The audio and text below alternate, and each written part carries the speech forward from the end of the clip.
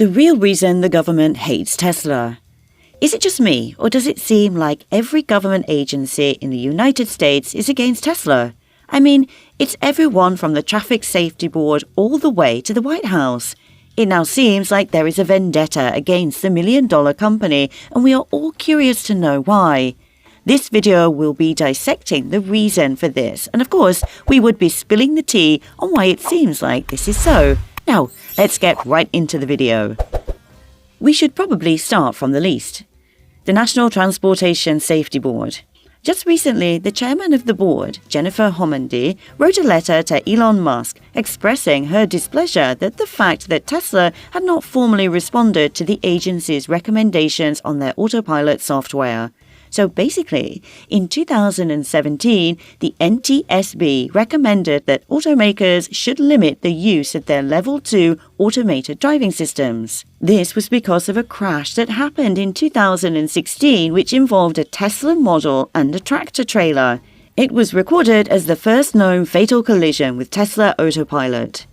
Now, I did some research to get some inside information regarding this accident, and findings show that the accident happened because a semi-truck crossed a 4-lane divided highway and the Tesla crashed into the side of the trailer at 75 miles per hour in this location. The driver of the Tesla Model's car wasn't really paying attention, so he didn't know when a semi-truck started speeding towards him. The family of the driver also made efforts to change the narrative and released a statement explaining that the car didn't kill their son. However, the NTSB was still not satisfied with this, so they published a list of recommendations to all automakers who offer Level 2 self-driving abilities, which suggests that manufacturers should not let a product be used in a manner that is, quote, inconsistent with its design, and additionally, there should be data collections and designs for determining whether drivers pay attention behind the wheel. In actuality, the NTSB has the right to issue recommendations, but they cannot make new regulations because nothing they say is binding. They can give advice and have strong expectations that the company will heed to it, which is why Jennifer Homendy angrily wrote a letter to Elon Musk. The other 5 automakers responded to the recommendations within the 90-day window prescribed by the board. However, Tesla didn't respond. It may seem like Homendy has every right to be angry, but then this incident happened 5 years ago, and since then, Tesla has significantly improved the driver monitoring system, the frequency of alerts when drivers take their hands off the wheel, scenarios where autopilot allow you to engage the system, and even developed a new camera-based driver monitoring system into their full self-driving feature to make sure that drivers pay attention while using autopilot. With all these improvements, you would expect that the NTSB would lay off Tesla. However, it seems like that doesn't matter to them. Their major concern is the fact that Tesla didn't formally respond to them. The funny thing is, before the NTSB letter was released, Tesla had already started sending notices to self-driving users who don't pay attention to the road and warning them that the software would be revoked. An email was even issued to drivers misusing software, guiding them on what to do. Tesla has actively done a lot to curb this problem, so why does it seem like this case against Tesla is just a personal vendetta? Tesla seems to have fulfilled all the requirements, but some rumors have it that Homendy doesn't care because of her history as a union lobbyist and Elon Musk's history of discouraging workers' unions. This rumor may have a basis, though, because Homendy is new to the job. She was appointed in the spring of 2021, but she seems to be dragging a conflict from 5 years ago. It could also just be that the board is just angry about the fact that Tesla didn't respond to their mail, because if it was really about the recommendations they made, there would be no issue, as Tesla has already fulfilled all. Next on the list is the NHTSA, the National Highway Safety Traffic Administration, which is responsible for keeping people safe on the road, also seems to have it out for Tesla. This is also related to their autopilot.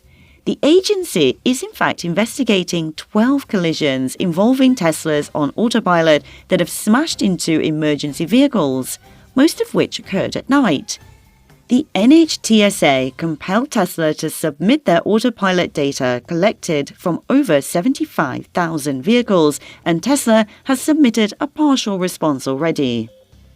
Tesla also released an update on September the 22nd addressing the issue of emergency vehicles and flashing lights. The NHTSA saw this and responded that Tesla ought to have issued a recall order to address the software update. They wanted Tesla to make everyone aware that they were fixing a defective program. Things eventually got worse for Tesla when Missy Cummings is appointed as a senior advisor for safety at the NHTSA. She's someone with a lot of experience in autonomous systems, and get this, she is not a fan of Tesla Autopilot or Elon Musk. Elon Musk had to tweet on October the 19th that Cummings was incapable of being objective as her track record is extremely biased. Cummings has already made her dislike for Tesla clear. In fact, in 2018, she tweeted, "The only killer robot out there is Elon Musk's Tesla." She eventually deleted her Twitter account, so these tweets are no longer available because Tesla supporters kept trolling her. As previously stated, it's not just one agency that has a vendetta against Tesla, it's everyone at play, to even the President of the United States, President Joe Biden. Now, Biden has never publicly criticized Tesla, but he refuses to acknowledge they exist, which is pretty much almost the same. The question on everyone's mind is that if Biden is a huge supporter of Made in America products and American innovation, why does he refuse to acknowledge Tesla? The White House even held a conference for American automakers to discuss about transitioning to electric vehicles, but Tesla was nowhere to be found. A closer look into all these might end up leaving you confused because it is still not yet quite clear the exact reason for this entire vendetta against Tesla. Is it a conspiracy or just a coincidence? Let us know what you think about all these by typing it in the comment section. You know this is your #1 channel for giving you inside stories in the tech world, so you definitely do not want to miss the next video, and you can only do this if you subscribe to the channel and like this video. See you in the next video.